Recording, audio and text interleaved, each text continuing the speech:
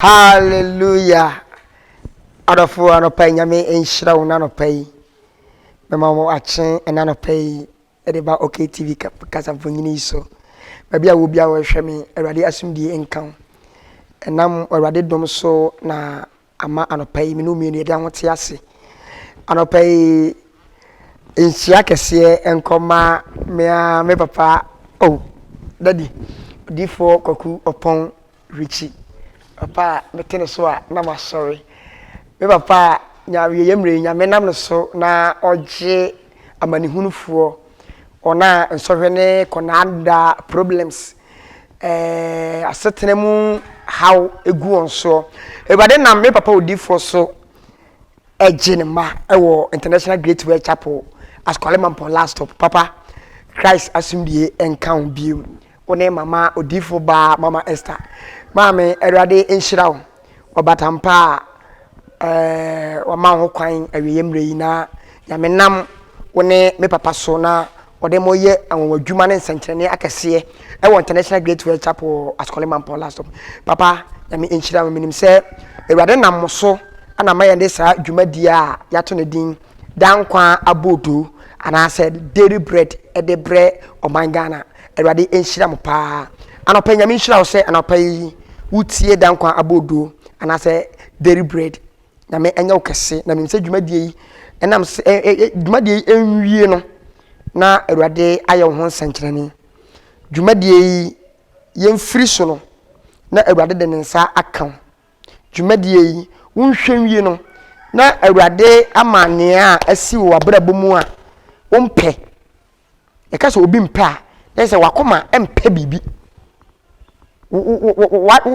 woni bibi enya adwen wompe ade na da wo so na ewo so no wompe saa ne ma no bebre etoto yen bebre toto yen nipa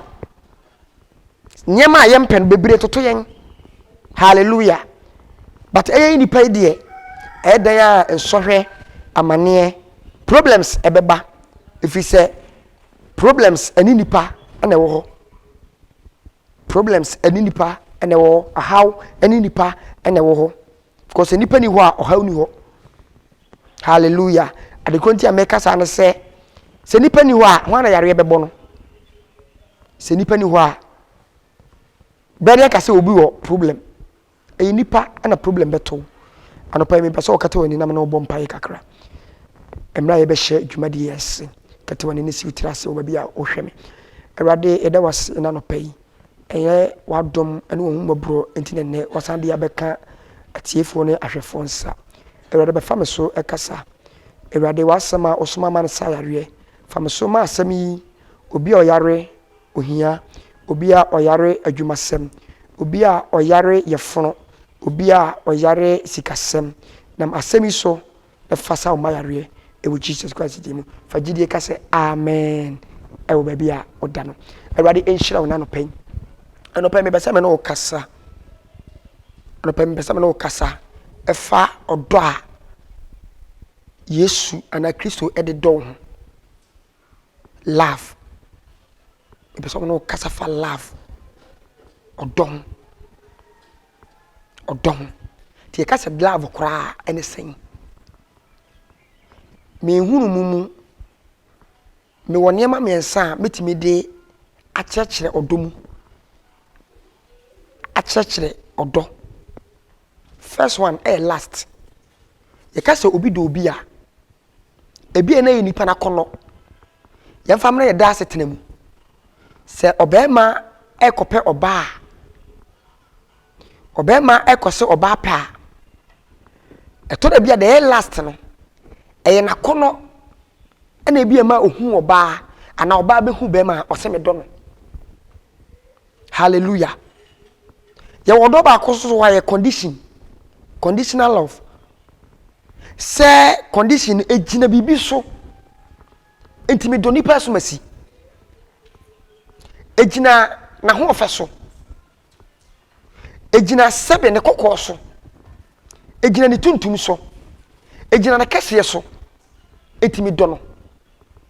that's conditional love enti ye wodo a ejina bibi so hallelujah ana me say wo do ba ko wa metima kire wo say eye unconditional eye odo a enyina bibi aso. First example, John chapter 3, verse 16. I say, for God so loved the world that he gave his only begotten son, that whoever believes in him will not perish, but have everlasting life. Was it said you Nyankopon do wiase? Na ode ne doba kro a owo no kro e maayen. There wa wo be ginedi no. Ubenya dankwa hallelujah enti weye odo a enyina bibi so odo a enye condition odo a eye rare hallelujah odo a eye akomapa ana komam enu mu ade nyina na wo de do. Enti Yesu Kristo bedi kan doye odomi no mienu na sa odo onyame de doye no wa no ne se me ho ofenti wa no me se adwuma bi ekura mi nti wa no me se me osika ewurade ano me se wei oye hiani ewurade ano obi se ebia ade bia wowum ana problem bia wowum ana say life bia wowum ti. It's not condition, it's not conditional love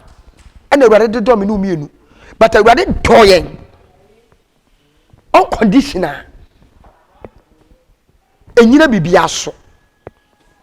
Enti ye ba behwe Romans chapter 8 verse 31 downwards. Romans 4 mano etire nwotwe nchichemu aduasa baako ekono Bible no kenkan say o say ati fiase no Onyankopon do na afa ye bese ye enum dan so Onyankopon wana fa hwan no ne ebedi asie so onyame do so onyame gina wafa so onyame wo wafa anopa yo gidi ni hwan na ne obedi asie hwan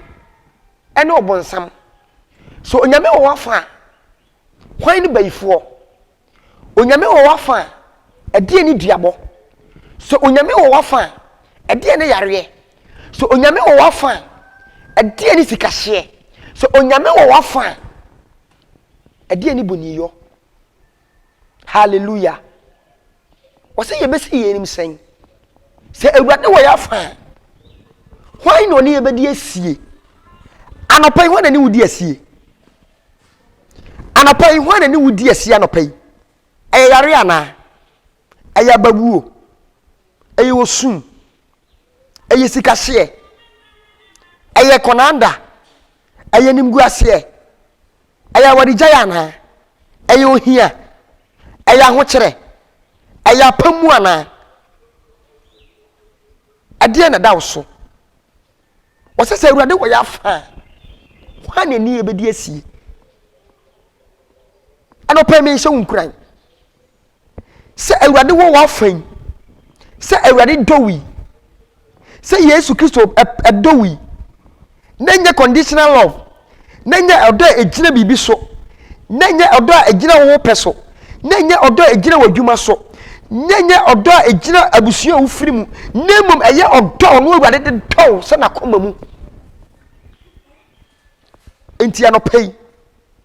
Romans 31 8:31 o se na ofa ye bese yenum sen se Nyankopon wona fa wono ne ebedi asie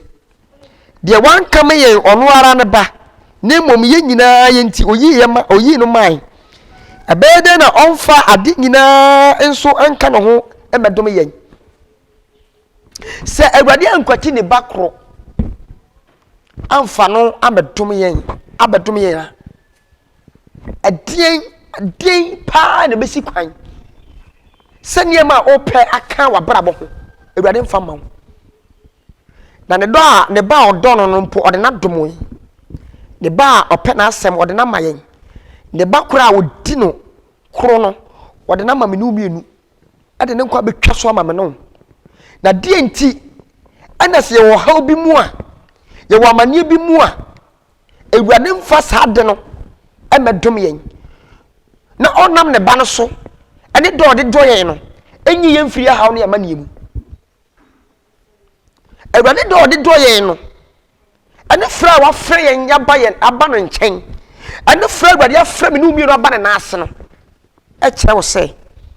ewurade do wo mu ewurade do e wo mu ewurade do wo na no pay o se ewurade wo ya fa hwan na oni ebedi asie hwan ne yare hwan ne nimguase hwan ne apinisie hwan ne dayeso basa basa hwan ne spiritual marriage hwan ne ka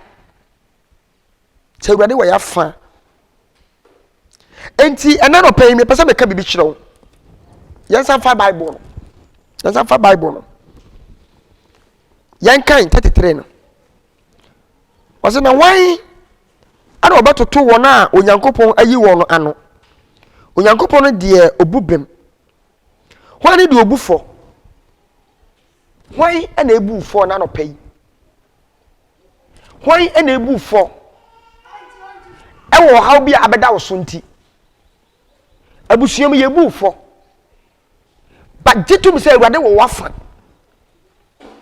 eti ewurade ni de obupem ewurade ni de oka na oye oni bi ase odi oni bi asam ema no ewurade ni judge panyina oye de otibi judge nipa eti se ewurade wo yafa hwan ena onu bedi asie ewurade wo wafa ede ne yare ewurade wo wafa ede ne ohia ewurade wo wafa ede ne ahokyere ne beba ensohwe ne beba eso na mse ewurade wo wafa no ontowunti obeyi wafriw ye meka Romans chapter 8 verse 28 oso no do ewurade those who love God ono do ewurade no ade nyina dibo ne wie wonye etini odo ewurade bia no niema bia den niema dibua no ewurade dibua no ewo ne sikasemu ewurade dibua no ewo na ware mu ewurade dibua no ewo na dwumasemu ewurade dibua no ewo na brabomu aso wono odo ewurade no eti yen kan 35 oso wan na obetete ye ni Kristo dom eti hwan ene betete woni ewurade dom na wo kwa asore na wo ji ewurade di o how bi ebeda wo so nti ama wo pese wo mane wakwan o how bi eda wo so nti ama wo pese wo hye wo akomfo o how bi eda wo so nti ama wo pese wo de sika bi wo ho o how bi ebeda wo so nti ama wo pese wo numa duro na wuwu enti ohia etete woni ewurade dom mama papa sister mama brother wa wo hwe me na no pay o how be na pese tete woni ewurade dom adenti no ma ohia etete woni ewurade dom na afa untimi gira bebi kura kasa ewurade ni ho obi timi yare bi timi bo obi otimi kasa ewurade kura ni ho enti ewurade wo hen na me ibrese adenti no ma yare etete woni ewurade dom adenti no ma ohia etete woni ewurade dom obi kura se afa kura me nkwa asori biem afa de o how na promeso afa de amane na promeso eti sisi akura de me nkwa asori biem efise me problem na ya na eye kese ade na tete oni ewurade dom adien na no pa tete oni ewurade dom yan kan bible wose why na obetete ye ni Kristo dom ahuhia ana ahomete ana ota wose ahuhia ana no pa tete oni ewurade dom ota bi ani pa tawo eka bi a wode eni ti na ma tete oni ewurade dom ni pa pamo eni guase ato enti tete oni ewurade dom amani hunu eni tete oni ewurade dom ma me papa sister brother wo hwe me na no pay awurade do wate e ma situation ana condition na wo mu no entete oni awurade ntem awurade do eti wo kuru kwawu asom ama wo da mo tese ne awuti obi yare anduru obi amane anduru aso na yehwehwe ne yehu no ena mo da Kristo ti don't ana ama still ne etutu wo nyina wo da ho te ase eti nyado ema Christ nyado ma Kristo nyado ma Yesu nyado ma Awurade Nyankopɔn na ono na betimi edi aboa wo odo a wo de be do no enu be gina so ama Awurade aye yie so ono odo Awurade no ade nyina edi boa wo ne wie wo yie anopai ma Kristo don hu hia tutu na hwehwe Kristo dwane na hwehwe Kristo to bibia to nchen yi ohaw ewiase amane hunu ewiase ababrese ewiase konanda no yitfa to nchen na ma Kristo ho do enwura wo wa kato ho ewo Romans 8:28 no oso wona odo Awurade na de nyina di bua wo eti to fu pem no akoma mu na the condition se be yere nti na me do Awurade ene o Kristo ni ana ogidi ni ene onipa ayare na ohwehwe Awurade akira kwan so obi yare a so how be tu obi a samanye be tu obi a se problem bi be tu obi a ana ohwehwe Awurade ene se obi konso hwemu a ana o kai se Awurade wo ho but me ka kire me show nkwa na no pay me ma woni aba ho so se e ma ho ana ma ne ento asa na wo hwehwe Awurade e ma problem no enye kese wo so asa na wo be do Awurade negum emra wunya wuye hia mu no na wo so hwehwe Awurade akira kwa ne mpo so how ne ma ne ato a simple problems ya rebi da so a empo ne ato wa brabom no mu aye dinama wa gina sa problem ni gina sa ma ni gina sa so hwani na fa do Awurade na fa hwehwe Awurade akira kwan na fa gina pintin wa Awurade mu na ma Awurade ehu hia na ma Awurade som na som Awurade ye wa brabom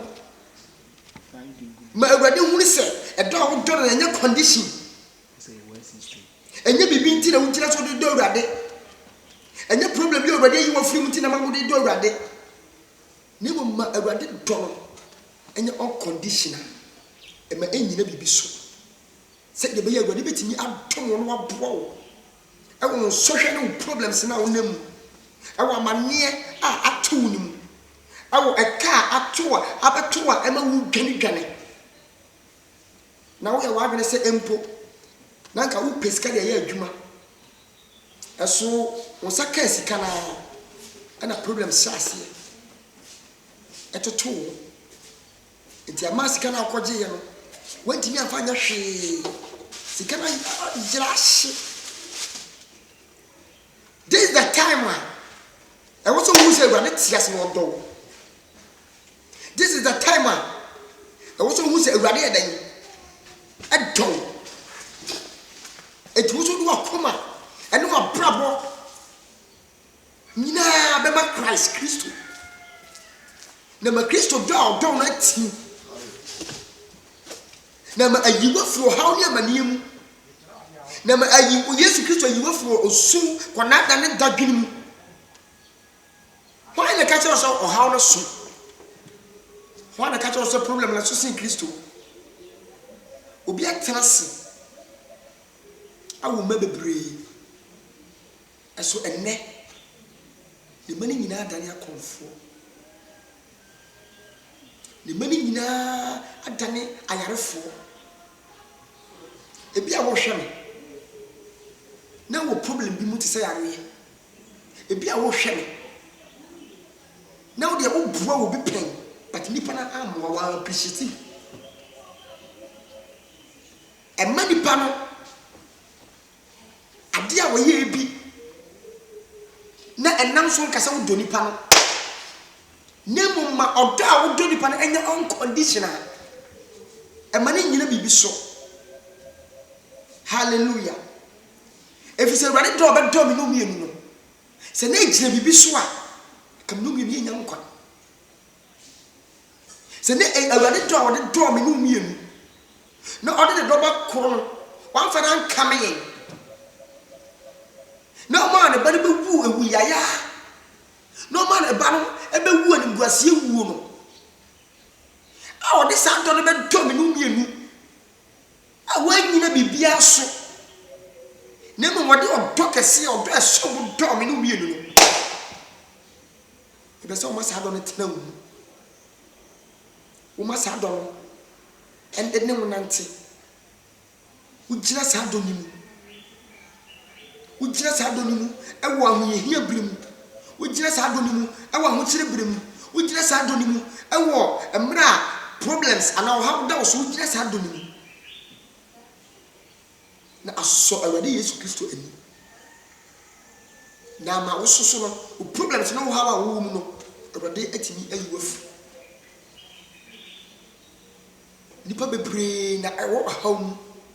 nipa bebree na ɛwɔ amane mu nipa bebree na wo sum nipa bebree na ɛwɔ kwananda mu nipa bebree na nneɛma akyere wɔn so a wotwa wɔn baabi a ɛnyɛ yi patane me show kran aka kyerɛ wo sɛ ato gidie mu ama wo sɛ Awurade dɔ no ɛda ho wɔ hɔ Awurade dɔ a wɔde dɔyɛ no ɛda ho te ase Awurade dɔ me no mienu eti ɛma nneɛma bi a ato wɔtaa bi a nipa ɛtaa wo animguaseɛ bi a nipa egu ɛntete wo ne Kristo ni dɔntɛm ɛma saa de ne magyina hɔ ɛma te wo ne Awurade ntɛm obi akɔ problems mu paa obi ani gu ase ani gu ase ɛwɔ nsɛm bi ho ɛwɔ bisua bi mu ɛwɔ adwuma bi mu ɛwɔ fie bi mu nipa de ɔmo sɛ ɛtenetene wo so enti ama yɛ wae wadwe sɛ empo ebia Awurade dɔ a ɔde dɔ no efiri hɔ eni hɔ enti wae wadwe sɛ wo tim ho firi Awurade ho wo bia ɔkɔ gisi kaduro ebia wo tim ho firi Awurade ho wo kɔ abosom bi nkyɛn ebia wo firi Awurade na ase ɛkɔ tumi foforo hɔ but me ka kyerɛ wo Awurade dɔ ɔda ho dɔ ɔda ho di ma me no mienu enti ɛma nea asi wɔ abrabɔ no mu ɛntete wo ne Awurade ntɛm ɛfiri sɛ wo dɔ bi a ohia mu ɔhaw mu amanneɛ mu ahokyere mu ɔtaa mu osum mu wo dɔ the word love is unconditional ɔdɔ enyina bibia so ebia yɛde ba asetena mu a bɛrima ne kɔ ware ɔbaa no ɔhwɛ ɔbaa ne tuntum ɔhwɛ na ho ɔfɛ data me ne mpoku asisi so data na ɔbaa no wɔ ɛtoɔ kama bibia asisi so kama gyina so nti wɔhwɛ saa de no ana ɔde dɔ ɔbaa no but emra mu nyini aduro mu mpani mfie so ne to na ɛsoso no ɛso te tuntum na ɔyɛ no ɛnam sɛ sika ana ho kyerɛ wɔn ti tuntum no ɛsɛyɛ enti ama ɔdɔ a ogyina asade no so didɔ ɔbaa no ɔdɔ no atofo ɔdɔ no ni ho bio efi sɛ ogyina bibi so ana ɔde dɔ ɔbaa no hallelujah ebia na wadwuma sem na ekoye pa na wo yo bia boso me boso a wakwatu a won sakana na wonya no na eso boma na tumi hwe wo busua enti enam saa de na wadwuma sem ekoye usika sem ekoye enti no na ma utimi do ho ma Christ ye na ma utimi kwa sori wo fo wa sori ni agoro but nam se hu se na awurade edibu asambre ni ntino Satan na do awurade eti na wo se awurade wo ho na wo se awurade ye but se sia adwuma na tofo na ahokyere kakra ba ye nti ubusa se awurade na wo he ubusa se enti awurade wo ho pa ana makwa ahokyere mu se enti awurade wo ho pa ana yare ya beta so enti awurade wo ho pa ana menam ni mbuasie mu enti awurade wo ho pa ana menam ahokyere mu but I am telling you that God na no wo samra na wodwuma ekoyere sanyam no na ho te yase sanyam na ho do enti ehwe condition na situation na wom sesie ehwe problem a wom sesie no enka se onyame ni ho onyame te ase no onyame do no do si obia onyame do ebia na ohu kani ana oba bi o faase bi onana bi aka kire so odo pa saada na odo nti e ma wo ye bibia se empo wajapade kwa aka wuni wa ona ade be man but due to problems and a situation and a condition be aba enti o bitimi ka kire se first na ka me do pa aso se die me do na me de do na so ate umi se sa nipa no na ye conditional love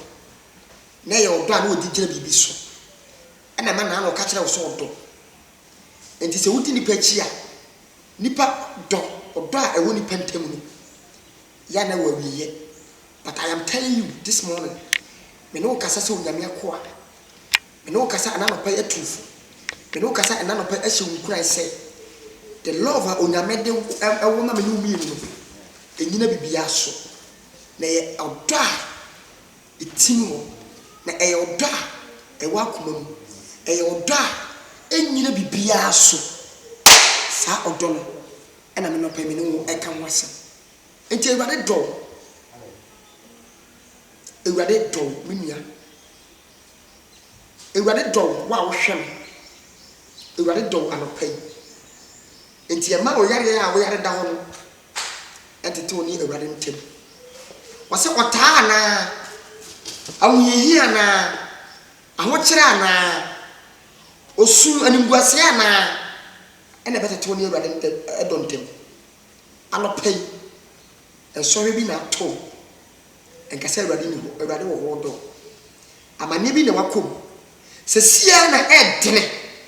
sesia na wuso okon edene sesia na wuso yawe ni mo edene anopai de wutwa mu ba bi a entwa but ewade se me ka kire ose no sia bomprem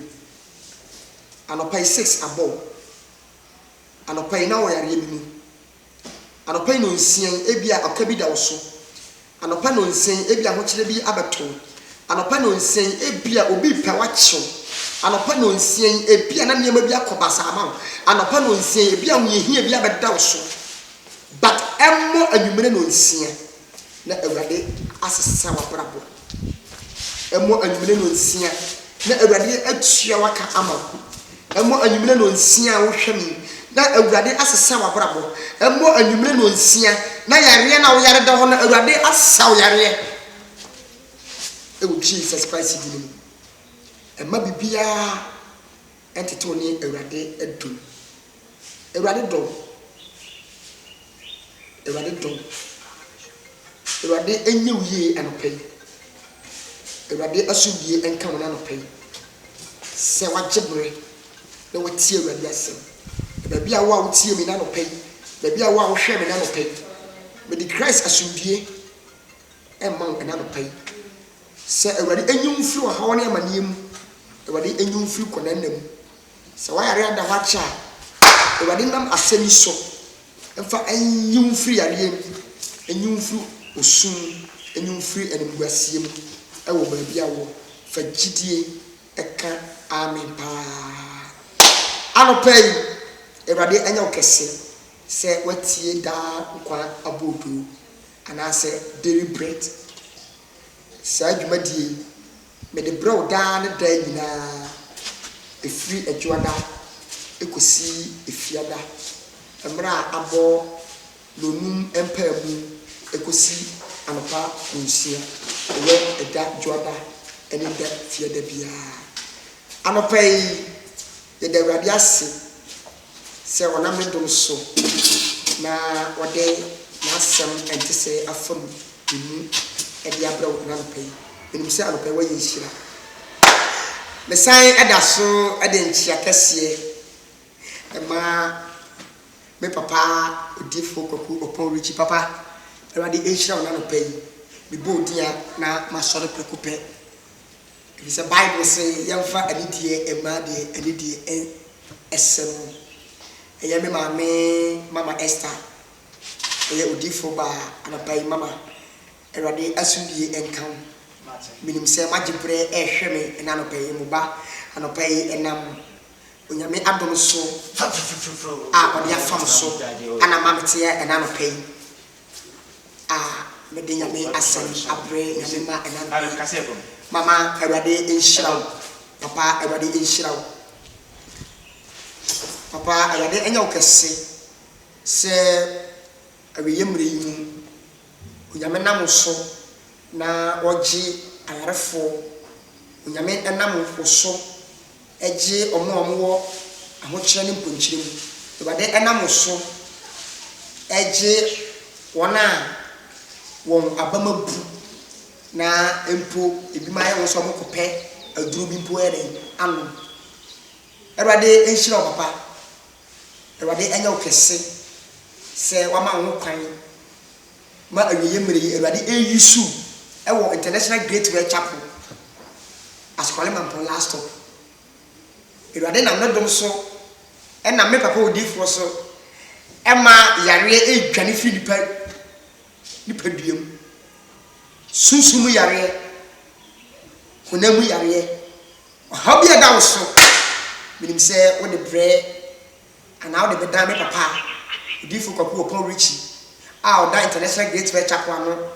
ewo askwara man last stop sister brother Awurade be ye wo nsankyerene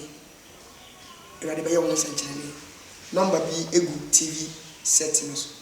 number bi etwem fa number yi the frɛ onyamedifo fa number yi frɛ onyamedifo anopa yɛ ema ohaw no anya kese wo so frɛ no na ene ne nkyɛ wo ha Awurade nam so ebeboa ewo Yesu din emi hyiraw na menya wo kese bidiane Reverend Chei Bafo Morrison obetinya frɛ me Pastor Chei Awurade nya wo kese so wagye bre ati me anopa yi bye bye